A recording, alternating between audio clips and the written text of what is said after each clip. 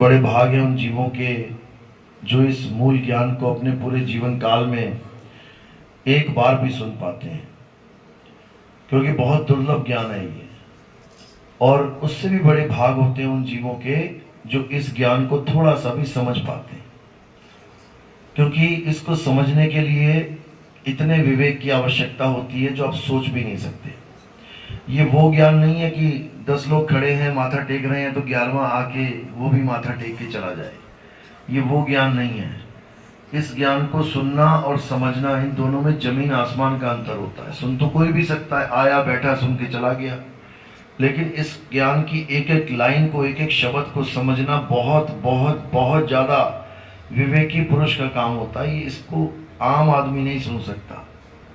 आम आदमी इसलिए बोला मैंने कि दो प्रकार के पुरुष हैं। एक होता है विवेकी, जो हर बात को गहराई से समझता है, और एक होता है आम, जिसको कुछ समझ में ही नहीं आता कि क्या बताया जा रहा है क्या नहीं। तो विवेकी पुरुषों का ही काम है सत्य को समझना, और विवेकी गुरुओं का काम है सत्य शब्द का प्रचार करना। तो बाकी गुरु क्या है? अगर विवेकी गुरु ही सबसे बढ़िया असली गुरु है, बाकी गुरु क्या है? उसके लिए साहिब ने क्या बोला कि गुरु मेरे सभी बड़े, अपनी अपनी ठौर। यानी जितने भी गुरु आज तक संसार में आए हैं सबको नमस्कार है। क्यों? क्योंकि जीव को कुछ ना कुछ रास्ता तो वो बता ही रहे हैं, लेकिन शब्द विवेकी पारखी सो माथे का मोर। लेकिन जो शब्द भेदी गुरु है वो माथे का मोर, यानी सर्वश्रेष्ठ गुरु है। तुम्हारा कल्याण केवल वही गुरु कर सकता है। उसके बिना जितने भी गुरु हैं वो तुम्हें एक अच्छा इंसान तो बना सकते हैं, एक पवित्र आत्मा तो बना सकते हैं, लेकिन तुम्हारी मुक्ति नहीं करवा सकते। इसीलिए जो गुरु तुम्हें पवित्र आत्मा बना रहे हैं उनके पास कौन सा ज्ञान है? पवित्र ज्ञान। और जो गुरु तुम्हारा जन्म मरण खत्म करवा रहे हैं उनके पास कौन सा ज्ञान है? मूल ज्ञान। तो आज इसी पवित्र ज्ञान और मूल ज्ञान को अच्छे से समझेंगे, क्योंकि बहुत से भाई हैं जो आज पहली बार आए हैं, नए चेहरे हैं। तो आज इसको समझेंगे और जानेंगे कि हमारा कल्याण कैसे होगा। कल्याण तो सबका एक ही तरह से होगा, दो तो कोई तरह है ही नहीं, दो ज्ञान है ही नहीं। सारे जगत के लिए एक ही ज्ञान है। अब वो एक ज्ञान क्या है उसको आज समझेंगे। तो आज का सत्संग शुरू करने से पहले मालिक के नाम पे जयकारा लगाएंगे, फिर सत्संग शुरू करेंगे। बोलिए परमपिता परमात्मा की, सतगुरु बंदी छोड़ कबीर साहिब की, सभी संतों की, सभी भक्तों की, आज के आनंद की, सकल हंस को बंदगी, साहेब बंदगी सत्संग। तो कबीर साहब यही समझा रहे हैं कि पवित्र ज्ञान और मूल ज्ञान में जिस दिन तुम्हें अंतर समझ में आ गया उस दिन तुम्हारा जीवन बिल्कुल बदल जाएगा। धर्मदास जी को जब मूल ज्ञान देने की बारी आई तो पहले वो क्या करते थे? वो पवित्र ज्ञान में शामिल थे, लिप्त थे। भरपूर पवित्र ज्ञान था उनके पास। पवित्र ज्ञान मतलब यानी पूजा पाठ, मंत्र जाप, अजपा जाप, कानों में उंगलियां डाल के अनहद नाद उसको सुनना, त्रिकुटी में ध्यान लगा के ज्योति प्रकाश, 5 रूहानी मंडल, 5 मुद्राएं, 5 नाम, ज्योति निरंजन, ओंकार, आरंकार, सोहंग, सतनाम, या श्वासों का अजपा जाप, सोहंग सोहंग का अजपा जाप, या फिर कोई और नाम जपना, सतपुरुष, अकाल मूरत, शबस रूपी राम, या कोई और देवी देवताओं के नाम जपना, ओम कलिंग हरिंग श्रिंग, ये सारे नाम, ये सब पवित्र ज्ञान में आता है। तीर्थों की पूजा करना, गंगा में स्नान करना, पर्वतों के चक्कर लगाना, जो आज भी वृंदावन में चक्कर लगाए जा रहे हैं, कौन से पर्वत के? गोवर्धन पर्वत के। ये सब पवित्र ज्ञान है। क्या इससे मुक्ति होगी? नहीं। क्या पर्वत के चक्कर लगाने से मुक्ति हो जाएगी? नहीं होगी। क्या मंत्रों के जाप से मुक्ति हो जाएगी? नहीं होगी। क्या 5 नाम जपने से मुक्ति हो जाएगी? नहीं होगी। क्या 5 नादों को सुन के मुक्ति हो जाएगी? क्या सांसों का अजपा जाप करके मुक्ति हो जाएगी? नहीं होगी। तो मुक्ति होगी किससे? ये जानना है। मुक्ति का दाता क्या है ये जानना है।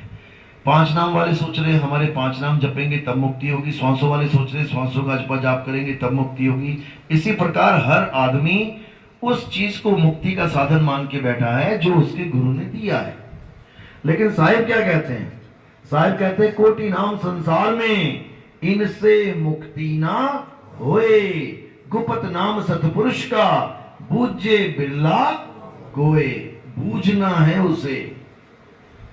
कहते 5 छोड़ो 50, 50 छोड़ो 5 लाख, 5 लाख छोड़ो 5 करोड़ भी नाम जप लोगे तब भी मुक्ति होने वाली नहीं है। तो करना क्या है? गुप्त नाम सतपुरुष का। अब सतपुरुष भी एक नाम है। सतपुरुष सतपुरुष सतपुरुष। कोई जपने लग जाए, किसी के गुरु ने दे दिया सतपुरुष अकाल मूर्त शब्द स्वरूपी राम, सतपुरुष अकाल मूर्त सब, अब वो तो सतपुरुष जप ही रहा है, इसका मतलब परमात्मा का नाम जप रहा है, तो उसकी मुक्ति हो जानी चाहिए, लेकिन नहीं होगी। क्यों? क्योंकि वो सतपुरुष का गुप्त नाम नहीं जप रहा है। सतपुरुष का गुप्त नाम उसके पास नहीं है। वो तो सतपुरुष सतपुरुष कर रहा है, उससे क्या होगा? कुछ नहीं होगा। ये सतपुरुष का नाम कहां से आया? ये 52 अक्षरों से आया। सतपुरुष का सा कहां से आया? सतपुरुष का ता कहां से आया? सतपुरुष का पा कहां से आया? 52 अक्षरों से आया। 52 अक्षर कहां से आए? 52 अक्षर इंसान ने बनाए। कब बनाए? जब वो आदि मानव था और उसकी बुद्धि विकसित हुई, धीरे धीरे उसने अक्षरों की खोज करी। हिंदी के बनाए, पंजाबी के बनाए, उर्दू के बनाए, अलग अलग आदि मानवों ने अलग अलग अक्षरों की खोज करी। अगर आदि मानव एक ही होता, यानी एक ही बंदा होता संसार में जो सारी सृष्टि को आगे बढ़ा रहा है, तो उसी की भाषा सबकी भाषा होती। तुम्हारी पुश्ते की पुश्ते निकल गई, लेकिन तुम वही बोल रहे हो जो तुम्हारे पापा बोलते थे, जो तुम्हारे दादा बोलते थे, जो तुम्हारे आगे दादा बोलते थे। वही भाषा चलती आ रही है और वही भाषा तुम हमेशा चलाओगे। हाँ, अगर तुम बीच में और कोई भाषा सीख लो, तुमने अंग्रेजी सीख ली, अब अपने बच्चों के साथ अंग्रेजी में बात करोगे, सिखाओगे उनको, तो भले वो सीख ले, वरना वही भाषा बच्चा सीखता है जो उसके माँ बाप बोलते हैं, उसका समाज बोलता है।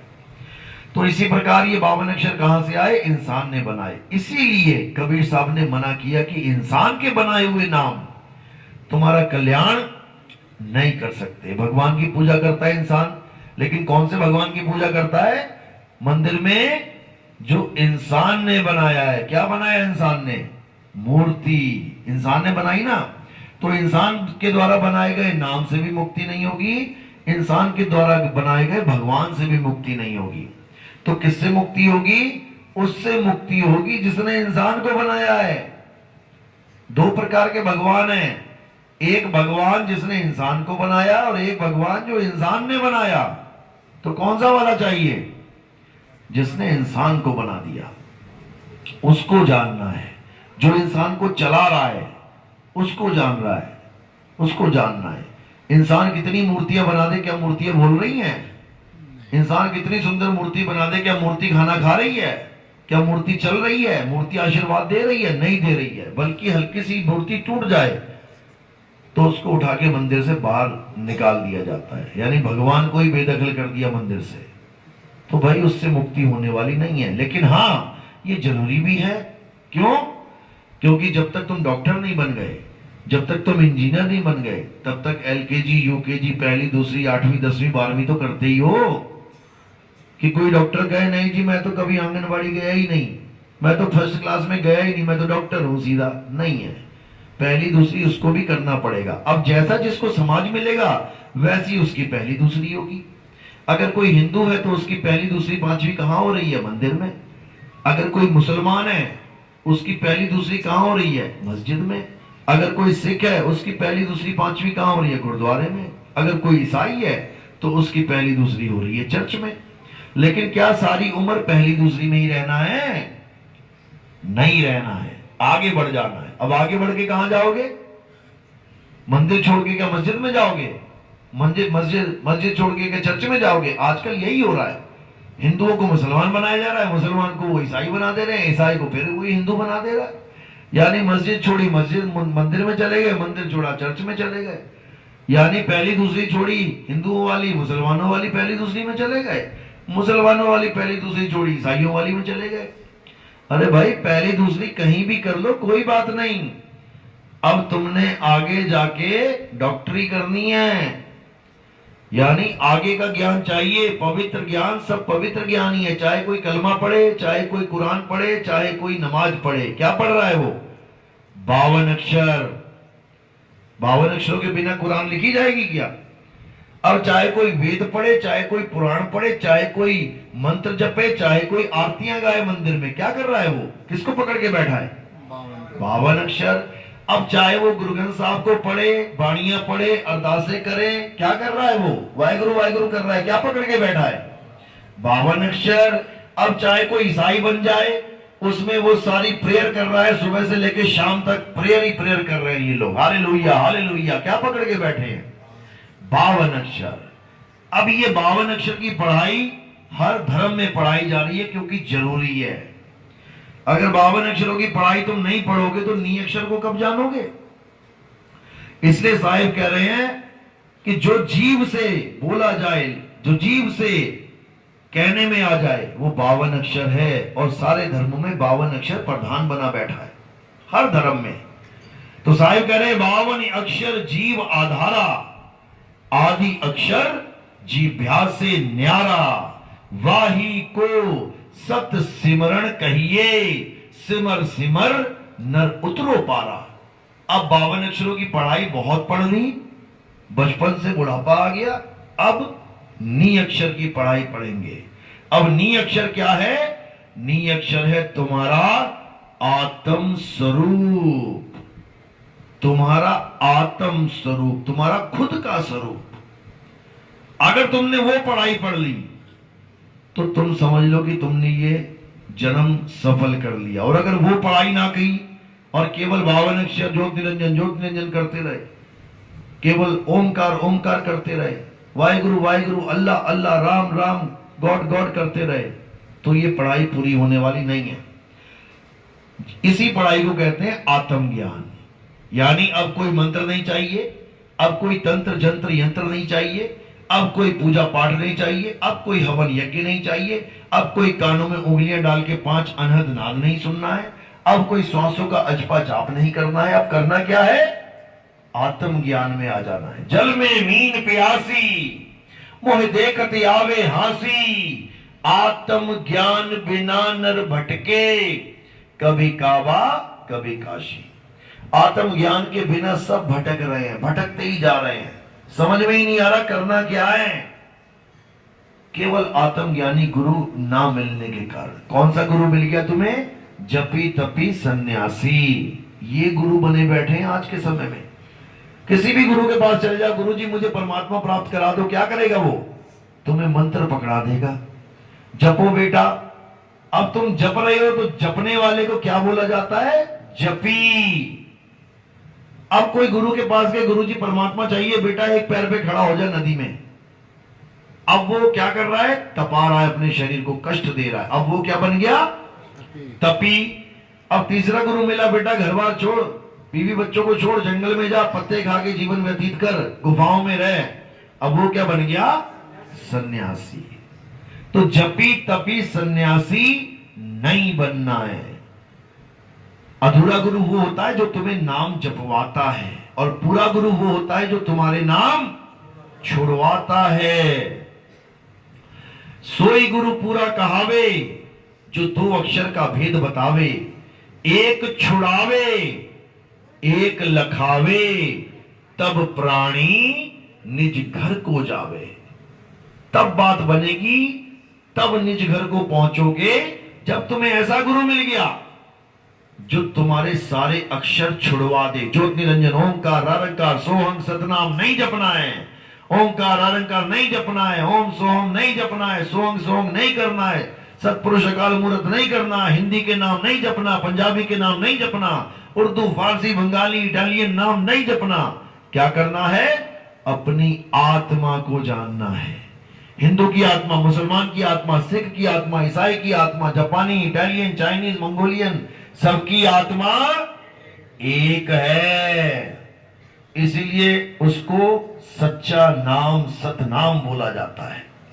वो सतनाम है, आत्मा ही सतनाम है, वो झूठा नाम नहीं है, क्योंकि वो आत्मा सत्य है।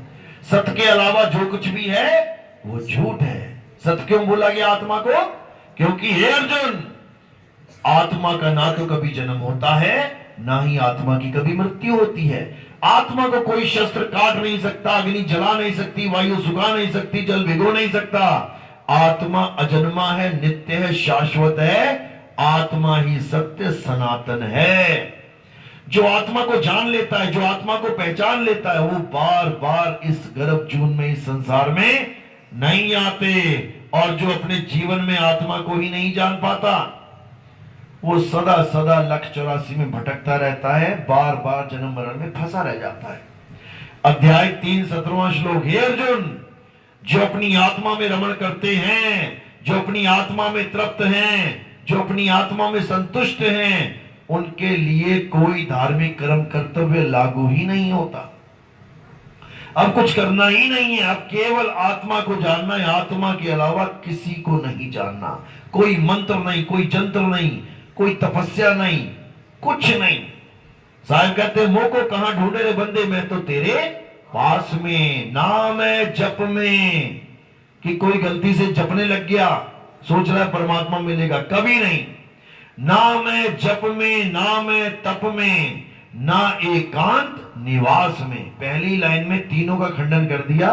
नाम है जप में, यानी जपी भी नहीं बनना है। नाम है तप में, तपी भी नहीं बनना। ना एकांत निवास में, जंगल में चला गया एकांत में, वो भी नहीं करना है। कहते हैं, मोह को कहां ढूंढे रे बंदे, मैं तो तेरे पास में। ना मंदिर में, ना मस्जिद में, ना काबे कैलाश में, नहीं प्राण में, नहीं पिंड में, ना ब्रह्मांड आकाश में। कोई श्वासों का जप जाप कर रहा है, सोच रहा है प्राणों में परमात्मा बैठा है, नहीं। वरना ये प्राण पखेरु कभी उड़ते ही ना, ये प्राण कभी खत्म ही ना होते। नहीं प्राण में, नहीं पिंड में। पिंड क्या है? ये काया को पिंड कहते हैं, शरीर को। कोई गुरु ये कह रहा है कि शरीर के अंदर परमात्मा है, तो नहीं है। गलती से भी मत मान लेना कि शरीर के अंदर परमात्मा है, नहीं तो फंस गए तुम। तोते को ये समझाया जा रहा है कि तेरा परमात्मा पिंजड़े के अंदर बैठा है। भैया, पिंजड़े में अगर वो बैठा है तो वो भी कैदी हो गया। पिंजड़े में तो मैं हूं जो कैद में हूं, परमात्मा कब से पिंजड़े में आ गया? तो पिंजड़े में परमात्मा नहीं है, इस शरीर में परमात्मा नहीं है। परमात्मा कहां है? शरीर से न्यारा है। और शरीर में कौन है? जीव। जीव का नाम सुना ना? जीव, ये जीव है शरीर में, इसीलिए शरीर जीवित है। जीव है तो जीवित है। जीव चला गया तो नहीं चल सकता, निर्जीव। तो निर्जीव है। इसी जीव की मुक्ति करवानी है। कैसे करवाएंगे? अब ये जीव क्या है पहले ये समझ लो। ईश्वर अंश जीव अविनाशी। अब ये खुद अविनाशी है। अविनाशी का मतलब कि इस जीव की कभी मृत्यु हो ही नहीं सकती। और ये पूज किसको रहा है? नाशवान मूर्तियों को। खुद अविनाशी है और पूजा कर रहा है नाशवान मूर्तियों की। बस दिक्कत ये है, अविनाशी होके नाशवान मूर्तियों की पूजा करने वाले को ज्ञानी कहते हैं या मूर्ख कहते हैं? मूर्ख कहते हैं। इसीलिए पलटू साहब कहते हैं, पलटू पूजे आत्मा। आत्मा अविनाशी है इसलिए पूज रहे हैं। पलटू पूजे आत्मा, नित आए नित जाए। और पाथर पूजे मूर्खा, हाथ जोड़ घिघियाए। हाथ जोड़ जोड़ के घिघियाता है, अरदासें करता है, मन्नतें मांगता है। पत्थर से मन्नत मांग रहा है। ठीक है, तुम 100 रुपए मूर्ति से मांगो कि हे भगवान 100 रुपए आज मिल जाए, और वही 100 रुपए अपने पिताजी से मांगो। कौन जल्दी दे देगा? फटाफट पिताजी दे देगा। बताओ, मूर्ति तो वेट कर रही है, मिले ना मिले, 10 साल ना दे पाए तुम्हें, लेकिन पिताजी फटाक से दे देंगे। क्यों? कारण क्या है? आत्मा। पिताजी जीवित हैं और मूर्ति निर्जीव है। अगर मूर्ति मन्नते देती होती तो इस दुनिया में सबसे अमीर कौन होता? पंडित जी। तुम्हारा तो नंबर ही न लगने देते। वो सारी मूर्तियां अपने घर में रख लेते और कहते भैया धन वर्षा करते रहो, तुम्हें तो कभी नंबर ही ना देते।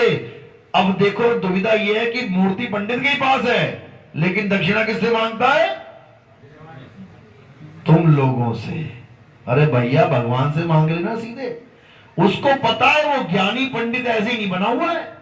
उसको पता है मूर्ति पैसा नहीं देती। पैसा कौन देता है? पब्लिक। बस ये समझ लो, जिस दिन ये समझ में आ जाएगा तुम्हें हर चीज समझ में आ जाएगी।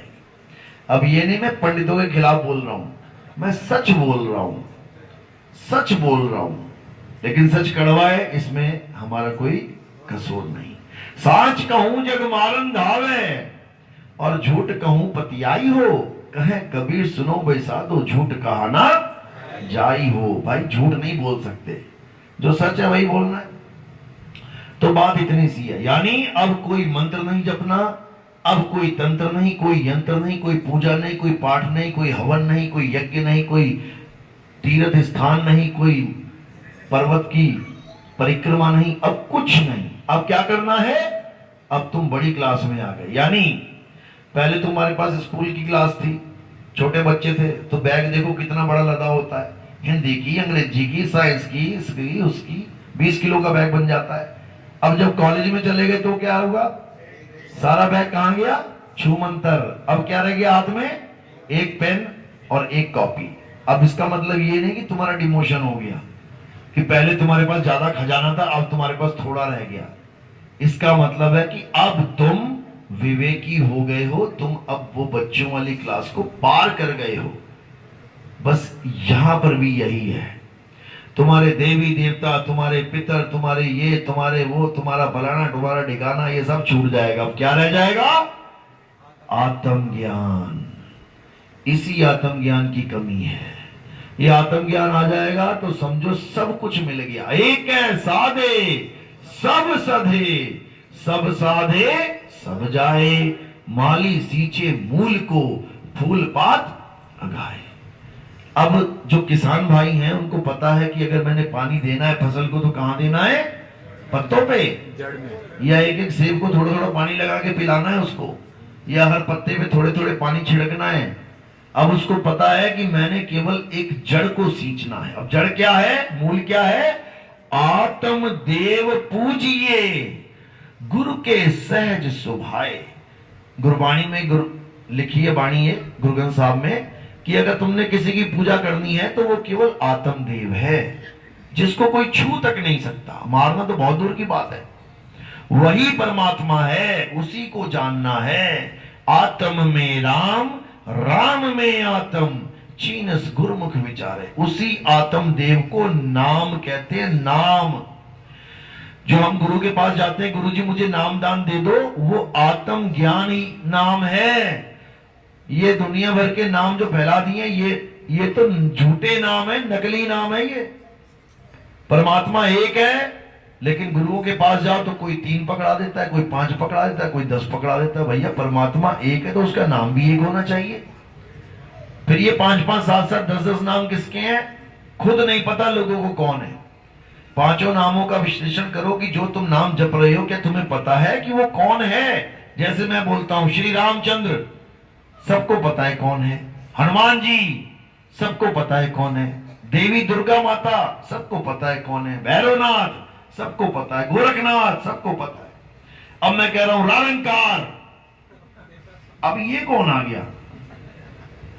अब मैं कह रहा हूं सोहंग, अब ये कौन है सोहंग भाई। ज्योत निरंजन, ये कौन है भाई ज्योत निरंजन। इसको समझना पड़ेगा। ये ज्योत निरंजन कोई अकेला नहीं है, ज्योत निरंजन, ज्योत निरंजन, ये 2 शब्दों का मेल है, ज्योत प्लस निरंजन। जैसे हम करते हैं जय सिया राम, अब जय सिया राम का मतलब ये नहीं कि केवल एक राम जी की बात चल रही है, साथ में सिया भी लगी है, सीता भी है।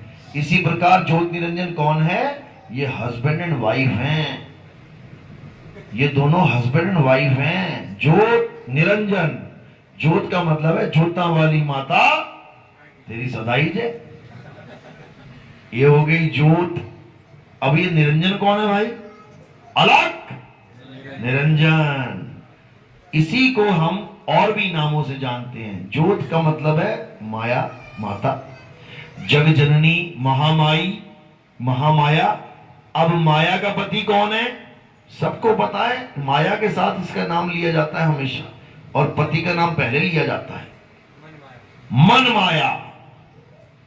अब ये सृष्टि किसकी बनी हुई है, मन माया की।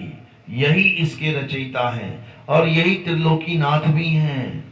3 लोक के मालिक हैं ये, मन और माया। इसी को ज्योत निरंजन कहा जाता है। अगर आपको ये बात पे यकीन ना हो आप राधा स्वामी सत्संग व्यास वालों का ग्रंथ उठाएं, जो सार वचन संग्रह है व्हाइट वाला, उसके पीछे शब्दार्थ लिखे हुए हैं। आप उस पे ज्योत निरंजन, ओंकार, रारंकार, सोहंग, इन चारों के आप अर्थ देख सकते हैं। लेकिन सतनाम का आपको अर्थ वहां पर भी नहीं मिलेगा, क्योंकि सतनाम भेद है। सतनाम कोई जाप नहीं है कि तुम जपने लग जाओ सतनाम सतनाम सतनाम सतनाम। अरे सत्य नाम कोई नाम नहीं, ये है आपन रूप। और जो जाने इस भेद को पावे आप स्वरूप। सतनाम कोई मंत्र नहीं है कि गुरुजी ने मंत्र दे दिया सतनाम सतनाम। सतनाम तुम्हारा सत्य स्वरूप है, तुम्हारा आत्म स्वरूप है, जिसके लिए बोला हे अर्जुन, जो अपने आत्म स्वरूप में स्थिर हो जाते हैं वही स्थित प्रज्ञ कहलाते हैं। केवल उन्हीं की मुक्ति होगी, बाकी सब धक्के खाते हुए लक्ष्य 84 में चले जाएंगे। क्योंकि जो सतनाम को जानता है वो किसी पर निर्भर नहीं रह जाता। हे अर्जुन, जो अपनी आत्मा को जान लेते हैं, जो अपने आत्म ज्ञान को प्रकट कर लेते हैं, वो अन्य किसी जीव पर निर्भर नहीं रह जाते। अध्याय 3 18वां श्लोक, अध्याय 3 का 17 और 18वां श्लोक घोट के पी जाओ, क्योंकि तुम्हारी मुक्ति में जो बाधा है वो इसी दोनों श्लोकों को पढ़ के समझ में आएगी कि क्या बाधा है। पहली बाधा यह है कि आत्म ज्ञान के अलावा तुम्हें सारा ज्ञान मिल रहा है, ये पहली बाधा है। आत्मा को छोड़ के तुम्हें मंत्र मिल रहे हैं, हिंदी के नाम, पंजाबी के नाम, उर्दू के नाम, अरबी के नाम, दुनिया भर के नाम, यही सबसे बड़ी बाधा है, छोड़ इसको। और दूसरी बाधा क्या है कि अपने आत्मा के अलावा किसी और पर विश्वास कर लेना कि मेरी मुक्ति वो करेगा। सबसे बड़ी बाधा 2 नंबर पे ये है। और अध्याय 3 में 17 और 18 श्लोक में यही बंधन काटे गए हैं कि जो अपनी आत्मा में रमण करते हैं, किसी और की आत्मा में नहीं, कि कोई गुरु जी के चक्कर में पड़ा है, मेरा गुरु मुझे पार कर देगा। वो गुरु अगर ये कह रहा है मैं तुम्हें पार कर दूंगा, तो वही सबसे बड़ी बाधा है तुम्हारी मुक्ति में। याद रखना इस बात को। जो गुरु तुम्हें ये कह के काम सिखा रहा है, बेटा घबरा मत, मैं तेरी दुकान पे भी आके सारे काम कर दिया करूंगा। खोलोगे दुकान तो पता लगा गुरुजी एक्सपायर हो गए, वहां सारी लाइन लगी पड़ी है, मैंने पंखा दिया था, मैंने ये दिया था, मैंने वो दिया था, वापस कर ले जी, हो गया काम। कुछ होने वाला नहीं है। गुरु वो होता है जो तुम्हें अपने जैसा बना ले। गुरु को कीजिए दंडवत और कोटि कोटि प्रणाम, कीट न जाने भृंग को गुरु कर ले आप समान। एक हंस ही दूसरे हंस को उड़ना सिखाएगा, लेकिन कभी कंधे पे लाद के नहीं ले जाएगा। कभी देखा तुमने एक चिड़िया दूसरी चिड़िया को कंधे पे लाद के ले जाती है? रोज उड़ना वही सिखाएगी, लेकिन लाद के कभी नहीं ले जाएगी। क्यों? क्योंकि वो ये कहती है अरे बेटा तेरे पास भी पर हैं, ये पर क्या फोटो खींच के माला चढ़ाने के लिए रखे हुए हैं, यही तुझे उड़ा के लेके जाएंगे।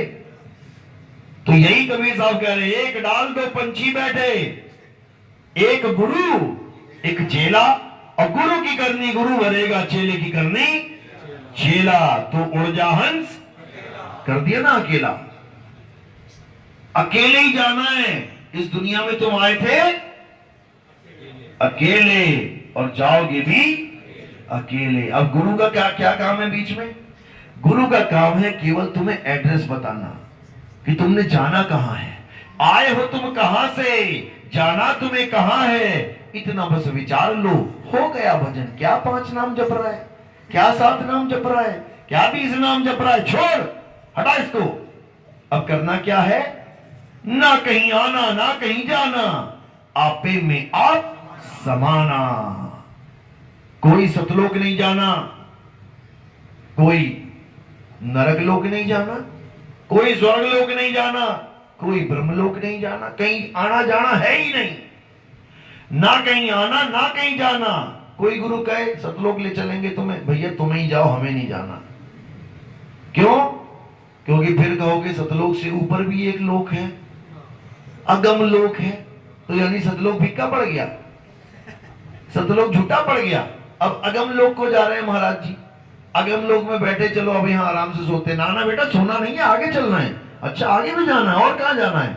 अलग लोक में। अच्छा जी चलो वहां आराम करेंगे, वहां भी कान पकड़ लिया, नहीं बेटा और आगे जाना है अनामी लोक में। बताओ, चार चार लोग, चार चार परमात्मा तो तुम बना के बैठ गए। दुनियावी लोगों ने तो केवल ईश्वर, अल्लाह, वाहेगुरु, गॉड बनाया था। अज्ञानता में बनाया। तुम तो ज्ञानी पुरुष होके चार परमात्मा बना के बैठ गए, चार लोग बना के बैठ गए। इसलिए साहिब ने निबेड़ा कर दिया, लोक अलोक शब्द है भाई, और जिन जाना तिन संशय जाई। जो ये जान जाता है कि किसी लोक में नहीं जाना, किसी अन्य जगह नहीं जाना, कहां जाना है? केवल अपने आप में समाना है। केवल वही जान पाते हैं, केवल वही मुक्त हो पाते हैं। बाकी सब ये लोकों में धक्के खाते हैं, जाते रहेंगे, आते रहेंगे, जन्म मरण में फंसे रहेंगे। तो कबीर साहब ने कोई भी शंका छोड़ी नहीं है।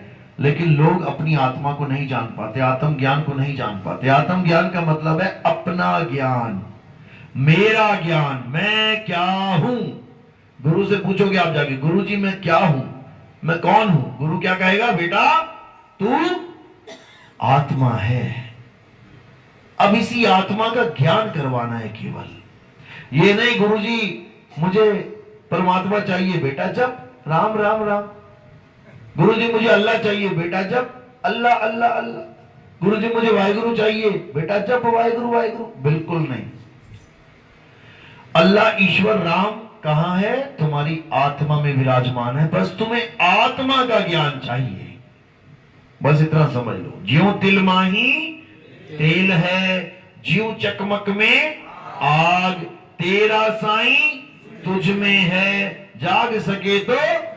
जब मेरा साईं मुझ में है तो सतलोक में कौन बैठा है? फिर जब मेरा साईं मुझ में है तो अलग लोक में कौन बैठा है कुर्सी लगा के? मेरा साईं मुझ में है तो फिर ये अनामी लोक में कौन बैठा है? कौन बैठा है? कौन बैठा है? अकेला निरंजन बैठा है। वो क्या करेगा अकेला? ज्योत निरंजन अकेला नहीं बैठा, वो मन माया की लहर में चित स्थिर नहीं होए। जो बैठा है वो निरंजन है, और उसके आसपास जो बढ़िया बढ़िया रोशनियां चल रही हैं वो क्या है? वो माया है। दोनों एक साथ रहते हैं और अपनी ही माया में उलझा उलझा के जीव को मारते हैं। इसलिए कबीर साहब कह रहे, कस्तूरी कुंडल बसे और मृग ढूंढे सतलोक माही। कस्तूरी कुंडल में और सतलोक में ढूंढ रहा है मृग, और ऐसे रमता राम है ये दुनिया जाने नहीं। वो रमता राम सब में रमा हुआ है। कहां ढूंढोगे उसे? कौन से सतलोक जाओगे भाई? कौन सा अलग लोग हम लोग? छोड़ो उसको, खुद को जानो, तुम्ही में वो मालिक छुपा हुआ है। यही समझा रहे हैं, आत्म ज्ञान को जानो। आत्म ज्ञान का मतलब ये नहीं किसी और का ज्ञान। जैसे आप आत्म कथा लिखते हो, आत्म कथा में क्या लिखोगे? मेरा पड़ोसी बहुत अच्छा आदमी है। क्या लिखोगे? अपने बारे में अपना ज्ञान लिखोगे। आत्म ज्ञान, आत्म कथा यानी अपनी कथा।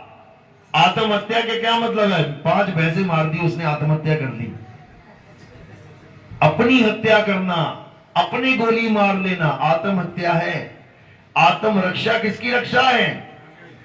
अपनी रक्षा। आत्म कल्याण किसका कल्याण है? अपना कल्याण। आत्मनिर्भर किस पे निर्भर? खुद पे निर्भर। यानी दूसरे का कोई रोल ही नहीं है तुम्हारे जीवन में। जहां आत्म लग गया वो तुम्हारे लिए बात की जा रही है।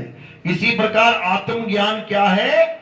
मुझे मेरा ज्ञान मिल जाए कि मैं हूं क्या। और ये कौन बताएगा? मंत्र ज्ञानी, 5 नाम जपने वाला बताएगा। जो खुद ही 5 नाम जप रहा है वो तुम्हें आत्म ज्ञान क्या देगा? जो खुद ही पत्थर पूज रहा है वो तुम्हें आत्म ज्ञान क्या देगा? जो खुद ही उंगलियां कान में डाल के 5 नाद सुन रहा है, ज्योति प्रकाश दर्शन कर रहा है, वो तुम्हें ना आत्म ज्ञान क्या देगा? वो तुम्हें आत्म ज्ञान नहीं दे पाएगा। इसीलिए साहिब बार बार समझा रहे हैं कि आत्म ज्ञान बिना नर भटके। आत्म ज्ञानी गुरु के बिना, जितने भी गुरु मिलेंगे तुम्हें, ये तुम्हें भटकाएंगे। हाँ, एक फायदा जरूर करवाएंगे कि भले भटकाएंगे लेकिन राम राम जरूर कहाएंगे, अल्लाह अल्लाह वाहेगुरु वाहेगुरु जरूर याद करवा देंगे तुम्हें कि भगवान नाम की कोई चीज है, भले भटका रहा है। तो इसी प्रकार उस गुरु को भी नमस्कार है जो कम से कम भटका तो रहा है लेकिन राम राम की याद भी दिलवा रहा है कि भाई जाना है मालिक को पाना है। भले उसको मालिक ना मिला हो, भले उसको पता भी ना हो मालिक है क्या, लेकिन फिर भी मालिक मालिक जरूर करवा देगा तुमसे। इसलिए साहिब ने उनको भी बोला है कि गुरु मेरे सभी बड़े, अपनी अपनी ठौर, ठिकाना भी बता दिया। कोई इस लेवल का गुरु है, कोई इस लेवल का, कोई इस लेवल का। क्या क्या लेवल होते हैं?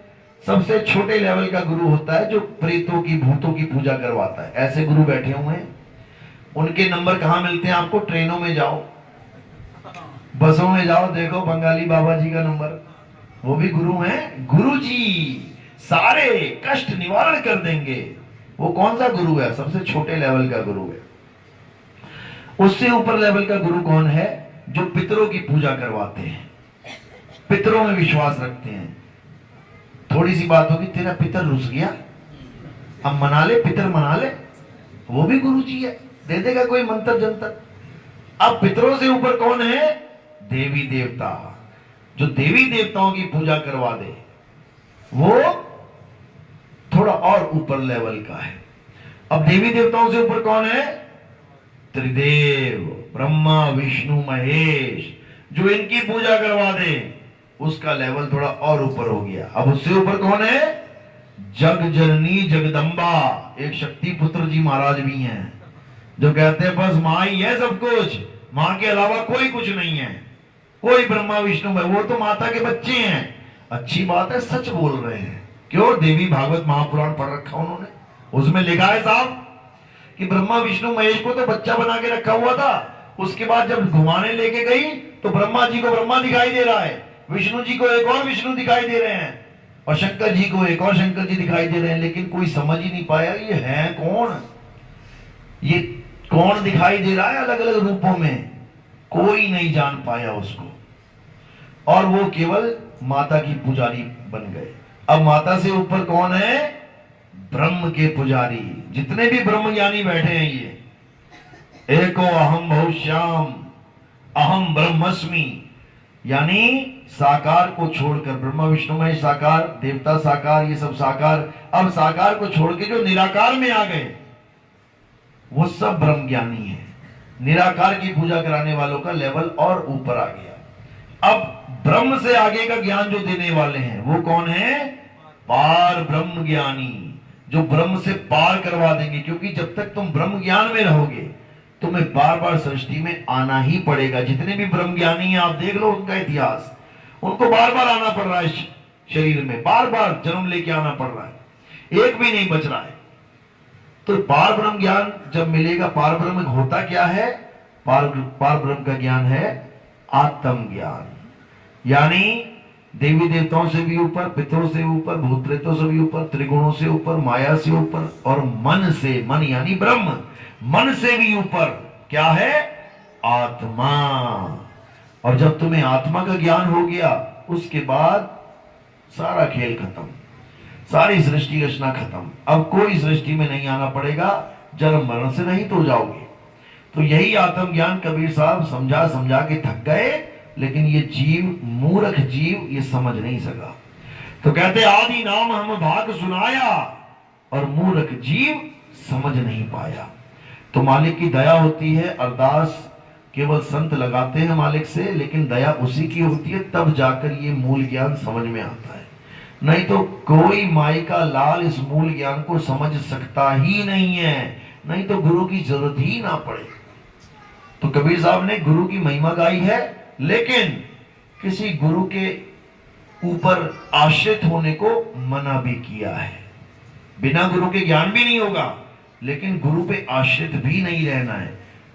वरना स्कूल में जो बच्चे हैं, अच्छी बात है गुरु बनाया, लेकिन गुरु पे आश्रित हो जाए, यानी पेपर में गुरु पास करवा देंगे, नकल करवा देंगे, तो वो काम भी गलत हो जाएगा। गुरु वो है जो अपने जैसा आपको बना ले, इसके अलावा सब झूठ है। तो यही कबीर साहब बार बार समझा रहे हैं। और सबसे बड़ा खेल है इस काया का। जब तक तुम्हें इस काया का ज्ञान नहीं हो गया। काया क्या है? एक मकान है। काया एक मकान है, एक किराए का मकान है जिसमें तुम रहते हो। किसी को 10 साल, किसी को 20 साल, किसी को 50, किसी को 100 साल के लिए मिला है। अब ये मकान मिलता कहां पे है? माँ के गर्भ में। माँ के गर्भ में ये मकान लेके आते हो तुम। ये चलता फिरता मकान है। जिस शहर में खड़े हो जाओगे मकान वहीं लग जाएगा, वहीं रह जाएगा मकान। तो ये मकान जो है ये हमारा स्वरूप नहीं है। इस मकान में हम रहते हैं और हमें यही नहीं पता होता कि हम हैं क्या। हम मकान को ही अपना स्वरूप मान बैठे हैं। मकान कितने तत्वों से बना हुआ है? 5 तत्वों से। अब ये जो मकान बनता है ये कितनी चीजों से बनता है? जो ये वाले मकान बने हैं सीमेंट वाले, क्या क्या चाहिए आपको? ईंट, बजरी, सीमेंट, सरिया, पेंट, बालू, रेता, ये आइटम है तुम्हारे पास। तुम सारा मकान खड़ा कर दोगे, लेकिन तुम मकान बनाने के बाद भी मकान जैसे थोड़ी नहीं दिखाई देने लग जाओगे। तुम मकान को बना के मकान से अलग हो जाते हो। मकान अलग है और तुम उसमें रहने वाले जीव अलग हो। तुम मकान नहीं हो। मकान तो एक दिन टूट जाएगा और तुम मकान से बाहर आ जाओगे। तो मकान टूट के कहां जाएगा? ये पड़ा हुआ है नीचे मकान। मकान तो दिखाई दे रहा है, गोरा है, काला है, भूरा है, पीला है। तुम कैसे हो? गोरे हो, काले हो, पीले हो, भूरे हो, तुम कैसे हो? तुम्हें अपना ज्ञान नहीं है, इसीलिए आत्मज्ञान नहीं है। आत्मा का नाम सुना है ना सबने? ऐसा तो नहीं कोई पहली बार सुन रहा है। अपनी अपनी आत्मा लेके आए हो सारे। किसी की कहीं बाथरूम में छूट गई हो घर पे। जैसे मैं देखता हूँ बाथरूम में जाता हूँ, किसी भगत के कंठी लटकी पड़ी होती है। मां भैया वहां बाथरूम में लटकाने के लिए दी थी क्या? अरे गुरुजी भूल गया मैं उतार के। ऐसे कोई आत्मा तो नहीं भूल गया अपनी? सब लेके आए हो। लेके तो भले आए हो, लेकिन अभी तुमसे पूछे ना कि आत्मा कैसी होती है, केवल जैसे अभी हंसे थे ना, हंस के दिखा दो। यही कबीर साहब कह रहे हैं। कह रहे कबीर आत्मज्ञान का पड़ा नगर में शोर, और पूछो कैसी आत्मा, तो देते दांत निपोर। हंस के दिखा देंगे, लेकिन समझ नहीं सकते कि आत्मा चीज क्या है। मंत्रों को जान लिया, तंत्रों को जान लिया, वेशभूषाओं को जान लिया, गुरु के शरीर को जान लिया। गुरु के शरीर के पीछे लड़ाई चल रही है। मेरा गुरु परमात्मा, मेरा गुरु परमात्मा। वो कह रहा चल तेरा गुरु परमात्मा तो जेल में बैठा है, वो तो जेल में बैठा है। मेरा गुरु परमात्मा। और किसको मान रहे हैं परमात्मा? इस शरीर को बताओ। मकान को, मकान को, पिंजड़े को कह रहे हैं परमात्मा है। कमाल ही कर दी। ये पिंजड़ा एक दिन मिट्टी में मिल जाएगा। नहीं मिला क्या गुरुओं का? अगर यही परमात्मा था तो ना मिलता, ना मरता। लेकिन सबके पिंजड़े ढहेंगे, सबके मकान गिरेंगे, लेकिन जो जीव है वो अविनाशी कभी नहीं मरेगा। ईश्वर अंश जीव अविनाशी, ऐसे ही नहीं बोल दिया इसको। तो कहते जीव सोई जो जुग जुग जीवे, उत्पत परलय माही, देह धरे भर में 84, निर्भय कबहू नाही। बस इसका एक ही दोष है कि ये निर्भय नहीं हो सकता। डरता रहता है बेचारा, हाय मर गया, हाय मर गया, डॉक्टर साहब बचा लो, डॉक्टर साहब बचा। अजूब अमर है, जीव अविनाशी, वो अरदासें कर रहा है मुझे बचा लो, मुझे बचा लो। क्यों? क्योंकि वो अपने स्वरूप को भूल चुका है। वो अपने आप को एक छोटी मोटी चीज मान बैठा है, जो एक्सपायरी डेट लेके बैठा हुआ है। इतनी तारीख को पैदा हुआ था, इतने को मर जाऊंगा। बस यही अज्ञान है। अब क्या करना है? अब भेदी गुरु के द्वारा उस ज्ञान को समझना है जो अविनाशी का ज्ञान है, आत्मा का ज्ञान है। तब तुम्हारा कल्याण होने से, करने से कोई नहीं रोक सकता। चलो आज का सत्संग यही समाप्त करते हैं। कौन है जो प्रथम दीक्षा लेने आए हैं, जो कम से कम 5-6 महीना सत्संग सुन रहे हैं? हाथ खड़े करो। अच्छी बात है।